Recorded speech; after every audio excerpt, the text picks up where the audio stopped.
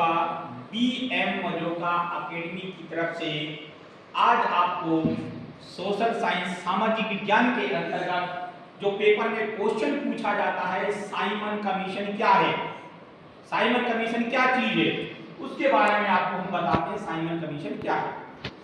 तो Simon commission एक संस्था का नाम है, एक कमीशन था अर्थात एक आयोग था। इस आयोग का नाम था साइमन कमीशन। यह साइमन कमीशन अंग्रेजों के द्वारा भारत में लाया गया। ये साइमन कमीशन था क्या? साइमन कमीशन एक आयोग था जिसमें सभी सदस्य अंग्रेज अधिकारी थे। यह आयोग 7 सदस्यों का था। इन 7 सदस्यों में एक भी भारतीय नागरिक नहीं था। इसकी जो स्थापना हुई थी 1927 में, यानी कि साइमन कमीशन भारत कब आया? 1927 में आया। इसकी स्थापना किसने करी थी? सर जॉन साइमन ने इसकी स्थापना करी थी।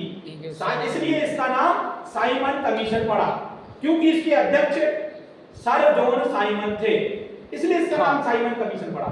साइमन कमीशन जब भारत आया तो भारत के लोगों ने इसका विरोध कर दिया। जगह जगह नारे लगने लगे, साइमन कमीशन वापस जाओ, साइमन कमीशन वापस जाओ, इस प्रकार से नारे लगने लगे। क्यों लगने लगे? क्योंकि साइमन कमीशन में भारत का एक भी नागरिक नहीं था।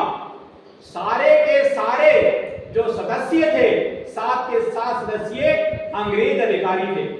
अब अनुमान लगाइए, जब भारत का कोई नागरिक ही शामिल नहीं होगा, सारे सदस्य जब अंग्रेज होंगे तो भारत के हित में कोई भी फैसला नहीं होगा, भारत के अधिकारों का हनन होगा।